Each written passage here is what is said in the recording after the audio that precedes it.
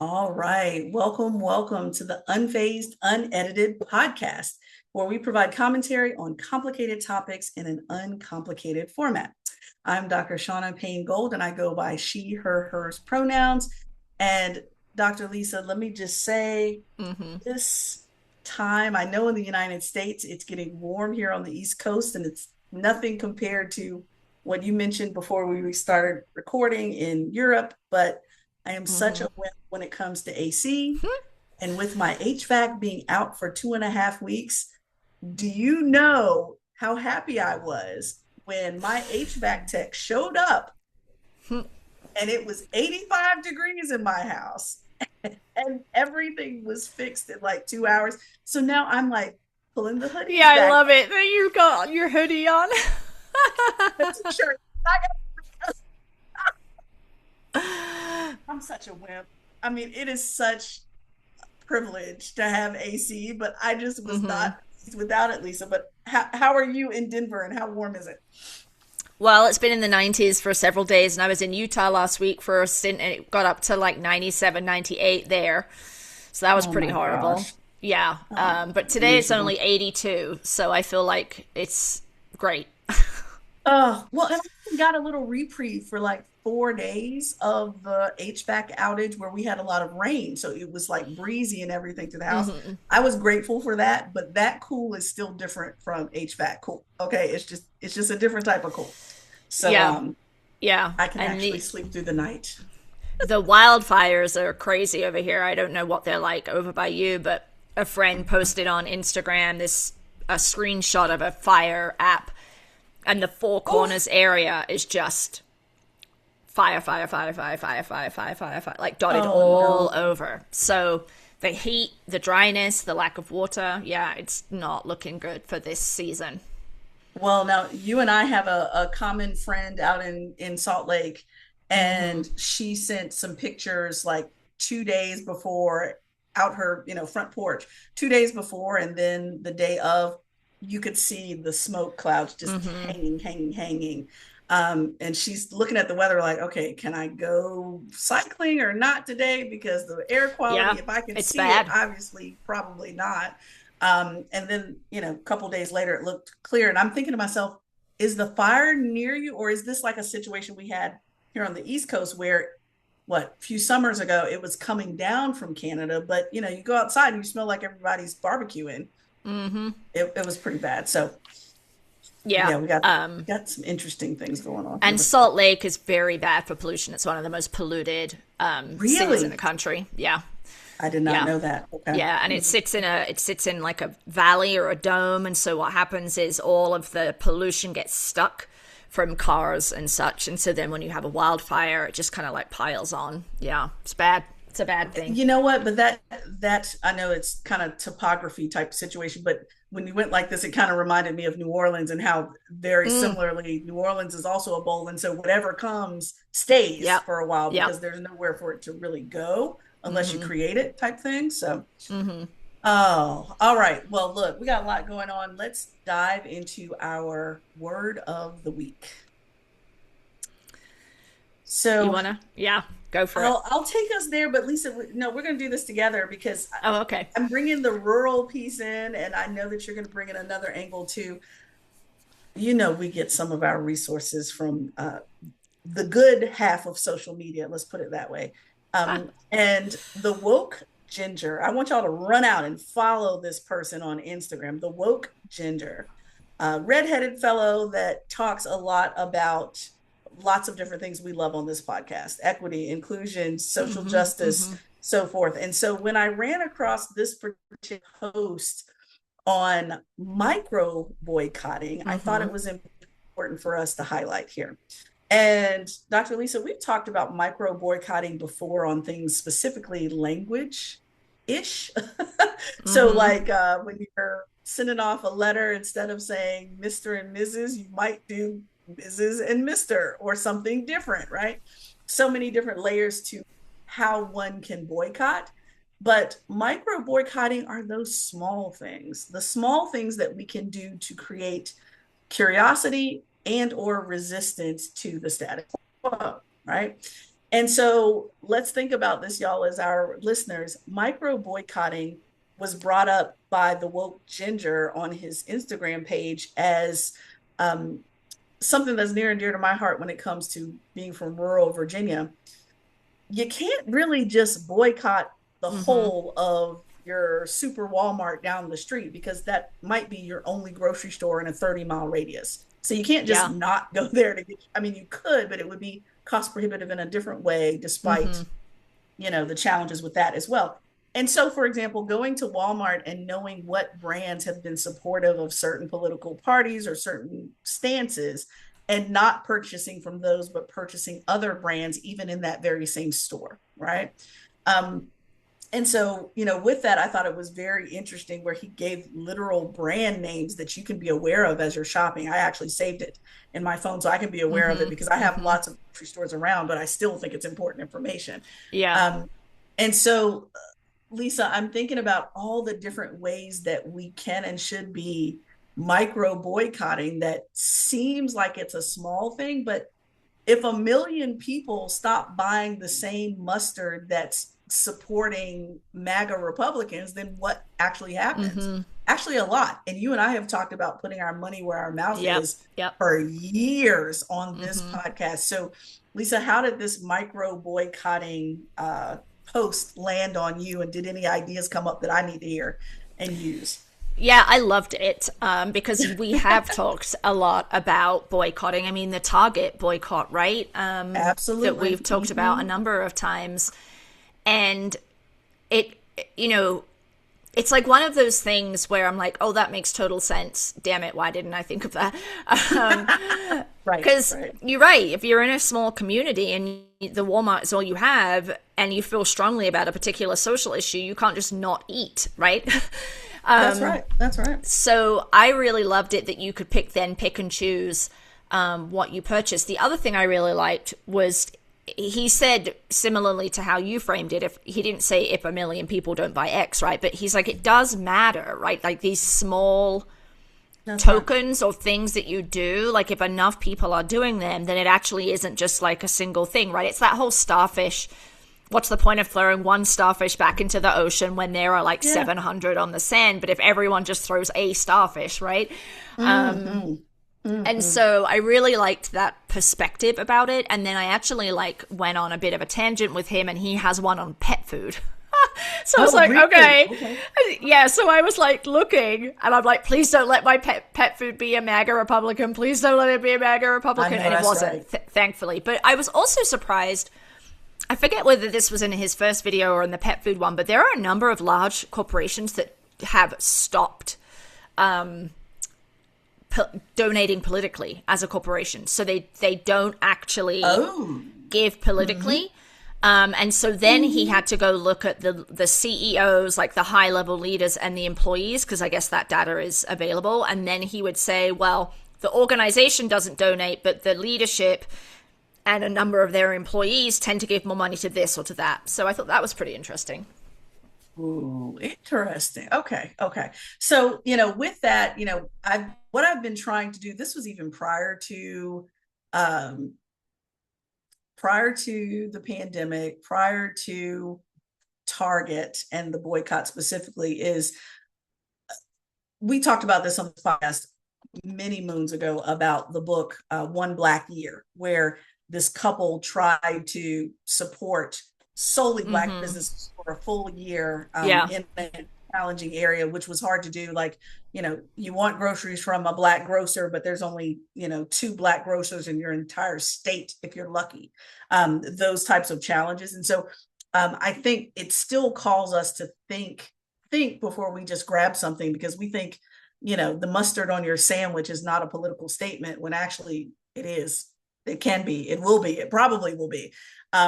And so thinking about how can I influence in small ways, because people they often shut down when they think they can't do something grandiose and performative, when Yes. no, Yes. nobody's going to check your cupboard, Lisa, to see what pet food you have, but Mm-hmm.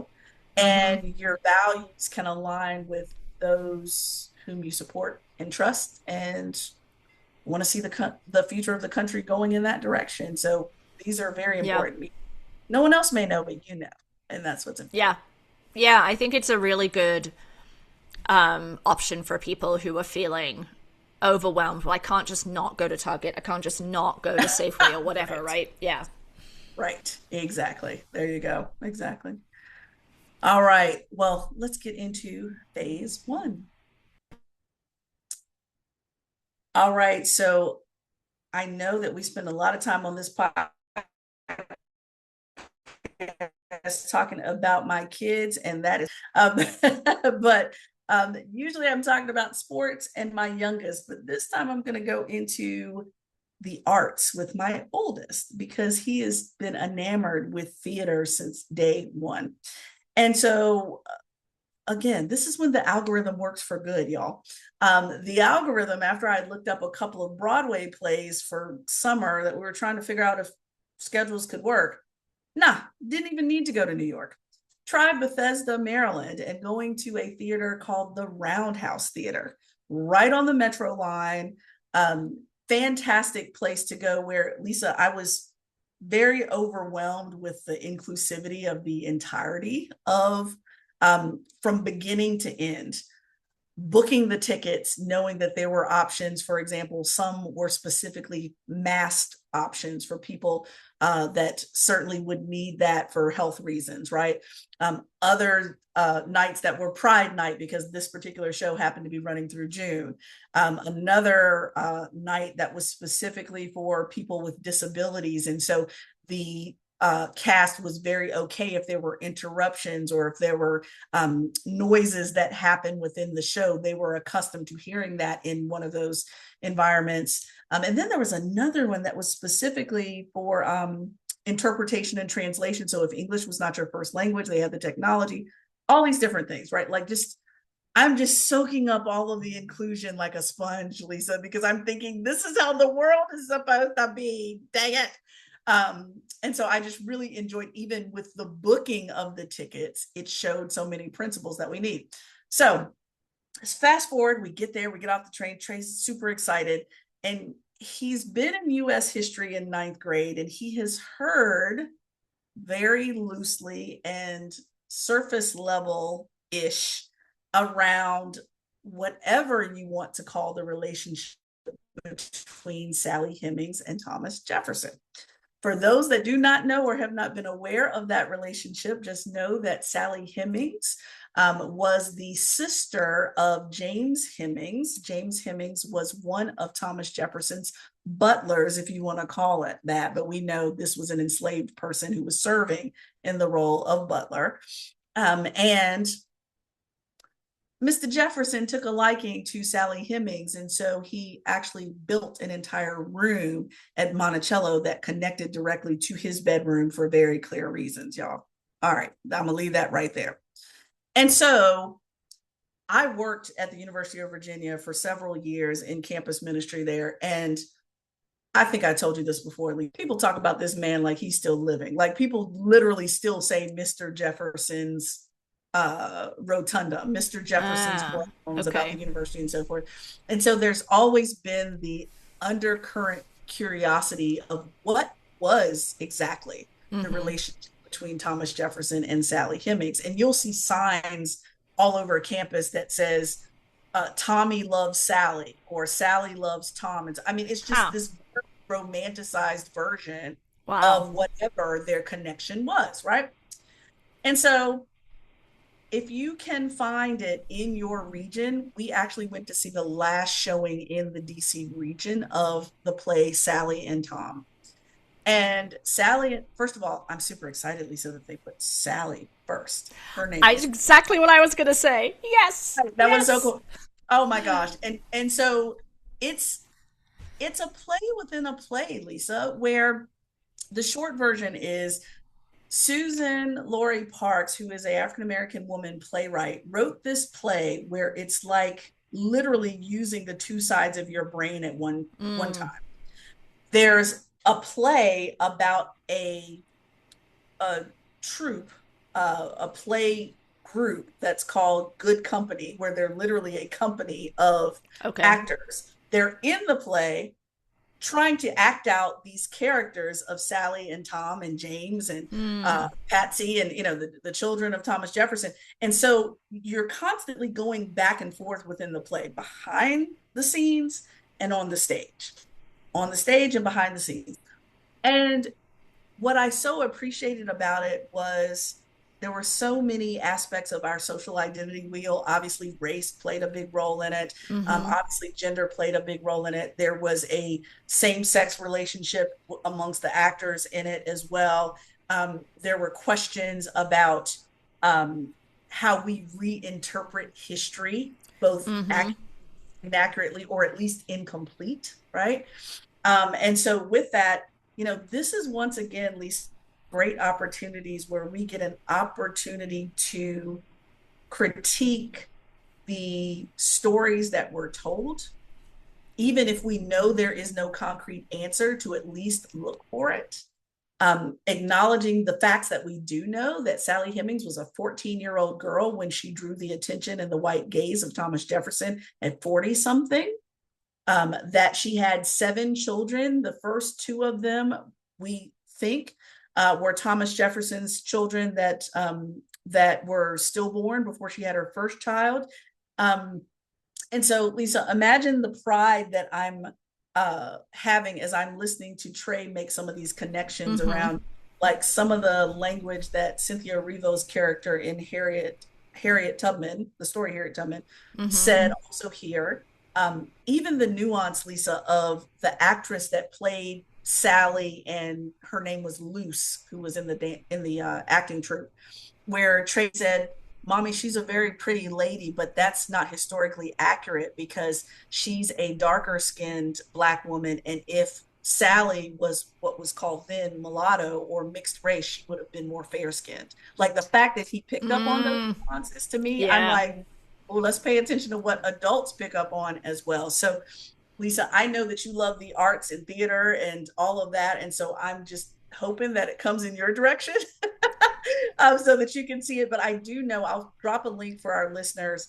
PBS actually did a live table reading of the play itself. So if it doesn't come close to you, you can at least get a snippet of what the flavor is of this play within a play. But anyway, Lisa, what are you thinking as you're hearing some of those observations that I had about the Playhouse as well as the play itself? Yeah, starting with the Playhouse, I've definitely seen that before, where they have ASL available or they have specific nights where that's just what they're doing.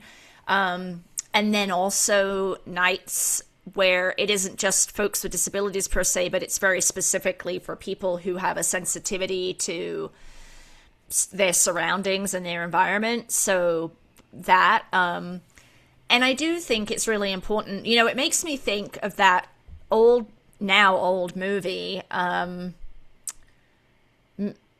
Mr. Something's Opus. He was a teacher, a music teacher. It was Richard Dreyfuss, and he was a music teacher, and his son was deaf.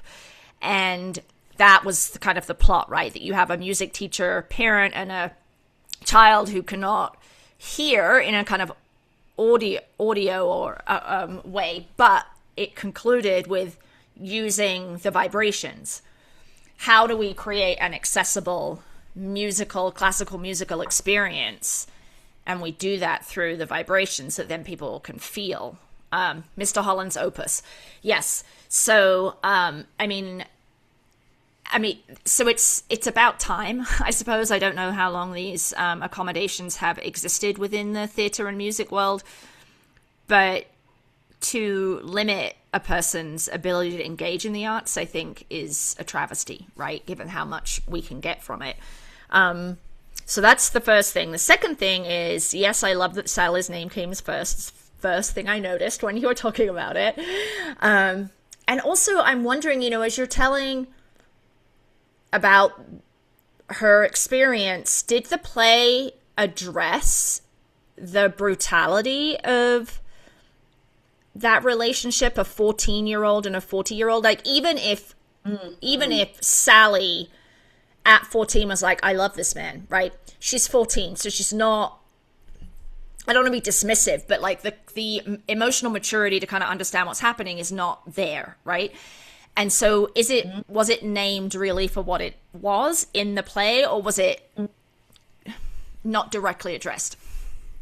Great question. I think it was addressed in two different angles. So yes, she had an incredible monologue at the end of the play that addressed the nuance of, you know, for example, folks saying, I wonder if that really was a relationship. Did she love him? Did he love her? Type of thing. And she kept going back with, yes, I love him, but no, I didn't. Yes, I wanted to be with him, but no, I didn't. And so it kept going back and forth with the question mark of it, while also acknowledging, because in the program book, the playbill, at the bottom in several pages, it gave a timeline of their ages and so forth, right? Okay. And so, you know, he was, I can't remember exactly the age, but clearly he was in 30s and 40s before he even, you know, knew of her. And so, as a teenage girl. And so going back and forth with that, which I thought was very interesting. Some of her monologue even could have been triggering for folks that have experienced sexual assault. So yes, they definitely addressed your question. And then the other addressing of the brutality was, here was the nuance between James Hemings, which was Sally's brother, that character, as well as the character that played him, right? So remember, we're in a play within a play. Yeah. There was this nuance around that as well, because James Hemings had also had a monologue that directly addressed the vitriol of, I am pissed off that I am enslaved. Yeah. I am addressing you, Thomas Jefferson. How could you do XYZ? I mean, this beautiful, get it all out. Like, I can hear every Black person on the planet, but especially Black men, saying, get it out. We've got 400 years of vitriol behind this one monologue. And then flip that around the white approval of that very monologue in the play. Well, would in fact, a real slave be able to go on that long in towards Thomas Jefferson without some type of accountability or actual physical violence or what have? Like, yes, we love the monologue, but is it realistic? And he's like, that's creative license. That's what art is for, is to interpret the way you want. And so because James Hemings, that was taken out, the actor said that he would no longer be participating in the play because you're silencing Black people yet again. So you're reinforcing what you're trying to interrupt in the play within a play. I mean, mind blown at that point. And so as a result of that, the violence was, what do you call that thing, Lisa, where it's literally your head and your arms are locked in this thing, you know? Oh, like about. The stocks? I think that's the stocks. Stocks, that's it, the stocks. Yeah. And so it was supposed to be the punishment of going off on your master was being locked in the stocks. And the argument around how that was even, that even had a lot of grace in it, because an enslaved person might have been killed for saying that very monologue. So the grace of being only locked in the stocks. And so they did address the violence of the day, definitely. Yeah. Yeah, that's really interesting. I definitely want to see it. And it reminds me, I think we've talked about this on the podcast, but years ago I read this book by Clint Smith, and he travels around. He's a historian. He sometimes writes for the New York Times. He travels around these locations in the South in particular, and he talked with people at the locations and kind of like critiqued or discussed the complicity, the contradictory nature, the what's taught, what's not taught about all of these places. And one of them was Monticello, right? And so I think I said this to you before, if I remember rightly, it was probably like 3 years ago or something, but he spoke to these two white women who had never knew that Thomas Jefferson was a slave, like basically enslaved people. And so I think they may have been aware of Sally Hemings, but I think it was romanticized. But it was so interesting to me because how many people are going to see this play? You know, so these two women came to Monticello and learned a bunch, right? But would those same two women go to a play like this. You know, I think about like who has this exposure that really needs it, because it's a way to tell the story and help people understand the reality of the history of this country, right? And it's kind of revered figures. Anyway, that's what it made me think of. Well, and you know, I think what's interesting, the sitting in the ambiguity of not having all the answers. You know, I think that's what was powerful, because the white folks that were around me at the play itself, you know, some of them had on, you know, National African American Museum t-shirts on, or, you know, they had a pride shirt on, or whatever. So obviously it's drawn a certain type of crowd to begin with that are receptive to even asking these questions. And I think the nuance of it is walking away with no clear answer, but at least a menu of possibilities of what could have been. Yeah, maybe she did love him and maybe he didn't, but that doesn't dismiss the power dynamic between slave owner and an enslaved person, right? And being comfortable with the ambiguity, because Lisa, you know how many times people have tried to force us into certainty, and it's like, no, that's white perfection asking for a clear uncertain. Like even the people that they don't want to update history, and it's like, oh, it's kind of like science. The more we know, the better we get at this thing. And so historically, we're always going to be adding new knowledge, but you know, this assumption that there's a canon. There's a canon of knowledge around, well, did they love each other or not? Yes, they did. And that dismisses slavery. It ain't that simple. And I love that they don't allow people to get off the hook oversimplifying their relationship. Yeah, that's great. That's great. So it was incredible. So what I'm going to do, Lisa, is I'm going to drop a bunch of links in the chat. One of the side benefits of folks pulling out of the Kennedy Center is that they're going to these other more affordable theaters in our area. Right. So no, you may not be able to afford the Kennedy Center, but you can afford Roundhouse, or you can support Chesapeake Theater up in Baltimore. And so this is one of those situations where, again, it becomes accessible to pretty much anyone. Lisa, the last thing I'll say about bringing the arts to everyone and being inclusive, Trey found out after talking to some of the folks at the front of the house that kids 13 to 17 get to come to the theater for free in summertime. Oh, amazing. Isn't that cool? So we're going back to see Frankenstein and some other stuff that he wants to go see. But again, that accessibility piece, because Trey gratefully has the means if we wanted him to go, just like we did Sunday. But I'm also thinking about the kids that don't have the means and they just need the exposure. So anyway, go see Sally and Tom, please. Go see it. Go see it. All right, let's get into phase 2. All right, per usual, my brain is going to offer you a large-scale, incoherent blob of things. So the first thing I'll say is we're recording this episode the day before the birthright citizenship case is going to drop. So we got word today that tomorrow will be the last day that the Supreme Court will release its decisions from the October session. Meaning the October session is the whole session. It's just called that. And so it's the birthright citizenship. If you recall, the president wrote an executive order essentially withdrawing birthright citizenship from children who are born to parents that do not have any kind of permanent residency status. And then also there are a couple of cases related to trans rights, one in particular around access to sport. And then there's another one related to campaign finance, but it could be really big, but it's not as...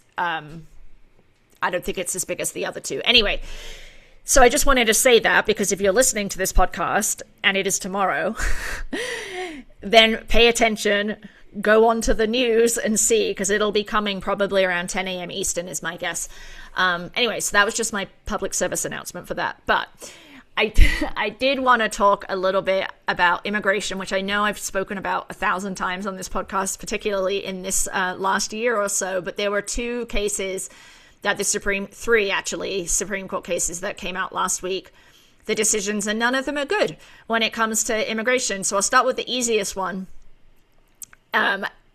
So if you have a green card, you are essentially legally residing in the United States. You have pretty much the most rights you could have the level below being a citizen. So, like, you're pretty legit with a green card, right?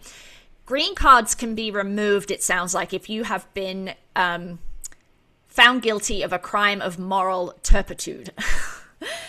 It's like some old language. I don't exactly know what it means, but it's just, like, not good things. I was about to Google. Yeah. Yeah. Google it. Yeah.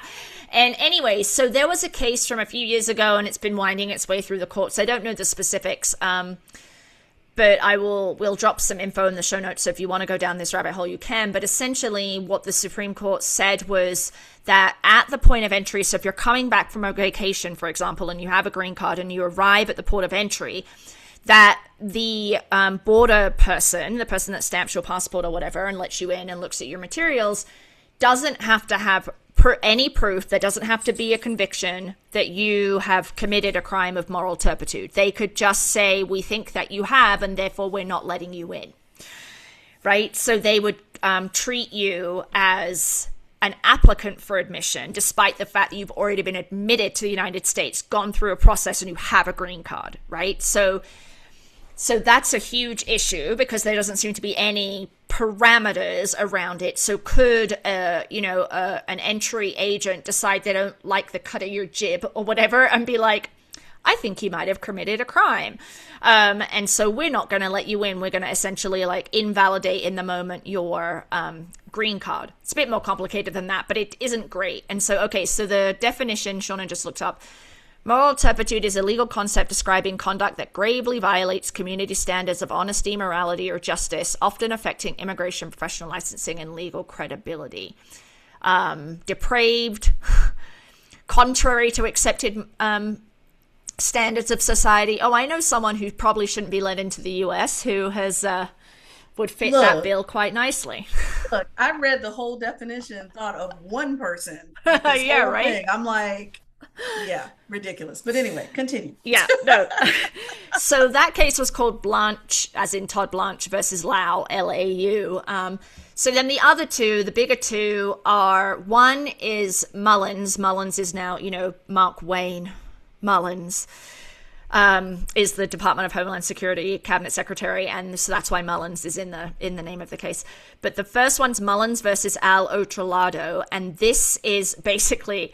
I'm going to boil this down. Again, it's more complicated, but essentially, Shauna, you can be denied the ability to apply for asylum at the border if you are not on U.S. soil. So Shauna could be the immigration agent. I could be the person that's applying for asylum, and I am within 2 feet of U.S. land, but I'm still on Mexican soil. That's right. And that could be enough for the person to say you do not get to apply for asylum because you're not admitted in the United States. So only people who are currently in the United States can do that. And so it stems from like this cap on asylum applications that's no longer at play. So there's more to it. But yes, essentially, like there is now this limit on who can apply for asylum, and most people are applying for asylum. They are coming to the United States from somewhere else. They're not generally here already, right? That's right. That's right. So that's a huge case. And then the last one, which is the biggest one I wanted to leave to last, is related to temporary protected status. So the court basically decided that, yes, the president can end temporary protected status, and this case was particularly about Haitians and Syrians, but it will have a much bigger spillover effect to I think something like 1.3 million people are in the US on temporary protected status. And so they basically said that there is no judicial review of non-constitutional claims. So because Trump's removal of TPS from a set of immigrants is a policy matter, it's not a constitutional claim, therefore courts can't review the legality of it. So what has happened is, like, overnight, 350,000 Syrians and Haitians who've been here on temporary protected status, who may have been here on that status for years, working legally, contributing to the community, have now been made undocumented. Like, so they did everything right. They applied for this status, they got this status, they're contributing to the community, they're paying taxes, and now their immigration status is just gone. There are current 17 countries in the program, but this case, like I said, was just those 2 countries, but will spill over to the rest. What's most galling about this is Sam Alito, who this man does not appear to have a soul. Mm-hmm. He wrote the opinion. He's also the person who wrote the Louisiana versus Calais voting rights opinion. And he basically dismissed all of Trump's racist comments as being just political discourse, right? It's just the kind of to and fro of what it means to be in political, right? It's not racism. And so Elena Kagan, who wrote the dissent for the three justices, so unsurprisingly, Elena Kagan, Sonia Sotomayor, and Ketanji Brown Jackson, quoted, like, throughout their dissent, all the things he said, like Haiti is a shithole country, right? Haitians eat cats and dogs. They're poisoning the blood of Americans, all of those things, because it got completely glossed over by the majority. This idea that it's not racism if I can point to a policy reason for it. So, which basically means, Shauna, as I interpret this, if I am a politician and I enact a policy that is racist, whether explicitly or implicitly, if I can point to a quote-unquote legitimate policy reason for why that policy exists, my policy cannot be found to be racist, and no one can sue me for that, whether that's criminally or civilly. And how many policies of this country have been inherently racist, sexist, homophobic? Yep. Oh my God. Right? Oh my God. Just Yeah. Soulless and mindless. Okay. Soulless and mindless. That has no logic. None whatsoever. Yeah, I mean, it's tortured, right? I mean, this is the problem with the Supreme Court, or at least the current Supreme Court, but I think it's been like devolving this way for some time, where they know what they want to say, and then they shoehorn a reason into it that cherry picks historical record, that misrepresents the truth. Like, I remember years ago when I think Brett Kavanaugh wrote the majority opinion in that Kennedy versus the Bremerton School District, where the coach was leading a prayer in the middle of the field after the game. Field. Yep. Mm-hmm. No, maybe it was Gorsuch, and they basically wrote like it's a private spiritual time for the coach. And so I think Sonia Sotomayor put in the dissent like these pictures of like hundreds of people with the coach and everything. Yeah, like it's not really a private spiritual moment, right? Just like not ignoring reality. Yeah. Not at all. Not at all. Well, and it tells us once again, it's like, well, let me to 30,000 foot view. There were so many SCOTUS cases that, like, I literally thought, okay, has our entire Supreme Court been like kidnapped or something? Like have we had a lobotomy where somebody's like removed their brain? Because even I've read majority views that I disagreed with that had more logic than these. Yeah. You see what I'm saying? Like it's my approval or disapproval now is not even on the whether I agree with it or not. It's where the logic, and I see none. Mm-hmm. I see that. So that's the first thing with the 30,000 foot view. And it's like, okay, so you mean to tell me that by the stroke of a pen, people that have been here for mm-hmm. God knows how long now have to go, quote unquote, home or stay where they are and go through a years-long process, possibly, to enter this? Yeah, I mean, but then we'll be the first ones to complain, though, that those very individuals, or at least some of those demographics that fill specific needs in this country, we don't have that anymore. Yeah. Because you created unnecessary. Yeah, anyway. And Springfield, Ohio is the most famous place to have, they've had an influx of Haitian immigrants. Yes. And because that's where the cats and dogs thing came from. But that's right. The community there, including the local elected politicians and indeed some federal, like I think one of the senators or maybe a couple of the representatives have come out against this decision, because Springfield was dying as a city, like financially, as I understand it. And so the influx of Haitian migrants has actually elevated its economic capacity and has had a really positive impact on the community in terms of industry and such. So, Yeah, it's going to be really bad, and so I think a lot of folks are pretty nervous, not least the human toll, because the reason why someone gets temporary protected status is because the conditions of their home country are so dangerous, whether that's because of an earthquake or something, or because of Exactly. violence or persecution, other things, that they can't be there because they are under legitimate, they could lose their life, be murdered, or Exactly. or extreme poverty or whatever. And I guess Mark Wayne Mullen was on Meet the Press or some weekend TV show, and was specifically asked whether Haiti was safe for people to go back, and he wouldn't answer the question. Oh, of course he wouldn't, because he knew the Right. truth of it. Yeah. And if you're fleeing, hold on a second. I just want do they really know what the definition of asylum is? Well, I'm sure they Like, do, but it's only, isn't it? It's only white South Africans that are getting well, refugee status and there you asylum go. status. There you go. There you go. Put it this way. I feel like they're missing the point that you're fleeing for a reason. I think, You're fleeing something for a reason. but I don't think they care, They Shauna. don't Right? care. Like, Yeah, this is a group of people, both at the court and in the administration, who wants you're right. a whiter, more English speaking, assimilated Mhm. population. And so it doesn't Mhm. matter whether your country is unsafe. If your country is unsafe, actually, then that's just bringing it here, and we don't want it. I mean, that's And we don't want that. genuinely Hmm. their perspective. Hmm. So, I think it is. I mean, I was talking about this in one of my Incredible. classes, and some of the students were like, "I just don't understand it. Like, it's just cruel. Like, I just don't understand it." Yeah, yeah. And I'm like, well, Adam Serwer wrote this piece back in 2017 called "The Cruelty Is the There you Point." It's a go. good piece for you to read. There But you go. I don't think many people conceive of this as cruel. Like, I don't think the Stephen Millers, the Trumps, the Justice Roberts, the Alitos are thinking this is cruel. They are just thinking this is the law, and we don't want immigrants of color in this country. Well, I wonder too how much, if any,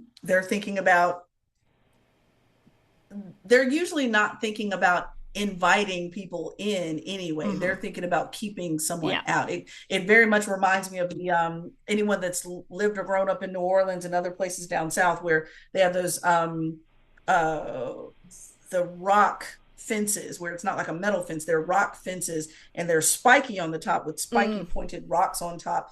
And it's something about, I think it comes from voodoo spirituality where yes, I'm trying to keep things in my yard, whether it's my mm-hmm. pet or my children, but I'm also trying to keep certain things out as well. I think we focus so much on the keeping things out that we miss the Yeah. whole point of being an immigrant country, obviously. Mm-hmm. So it's clear that we're only focused on one side of that fence than the other. So it's the fact that you have people that are here or close, and oh yeah, the humanity of this, like, human rights is so far fetched from the thinking of these people. Yeah, and it just feels frustrating because Yes. one narrative is we want immigrants who come the right way. Well, these Well, they individuals did. did come the quote unquote right way, That's and right. you've That's just right. stripped them of their status, Mm-hmm. right? Mm-hmm. Yeah, Mm-hmm. Exactly. Well, it's Lisa, you always talk about the tent. I know we're throwing a lot of analogies in here, but the tent is intentionally becoming smaller and smaller and smaller, and right, that's exactly right, what they want. And this is a great way to do it. Even the people, the people that were inside the tent, now they're kicking them out. It used to be you can't come in our tent from outside in. Now it's you're in it, and we still want you out. right, Let's make right. it smaller and smaller and smaller to make more space for them. Yeah. So, I know this is my drum that I bang all the time. Pay attention to the Supreme Court. They are gosh, their decisions are consequential for people's lives, and they are helping shape this country in a way that is not socially just, that is not inclusive, that is not Mhm. liberal democracy, right? That's right. So, yeah, That's they're right. very, very important players in the direction this country is going. Exactly.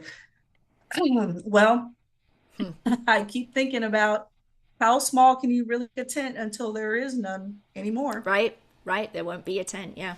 Won't be a tent at all. There won't be a tent. So, all right, y'all. Well, look, enough with with all the things on how this tent keeps getting smaller and smaller. And, dare I say it, water keeps getting greener and greener, but that's another podcast, right, Lisa? Another podcast. But anyway, that's it for this week's episode of Unpaced Unedited. Please don't forget that you can reach us on all of our social media, as well as your favorite podcast apps at Unfazed Unedited with brackets around the first un. Or you can reach out to us specifically at info@unfazedpodcast.com, or just visit our website, unfazedpodcast.com, where you can access both the new and the old shows. But if you like this week's episode, please share it, subscribe, leave a review, or share it with your friends, coworkers, and others in this phase of your life. So until next week. All right, until next week.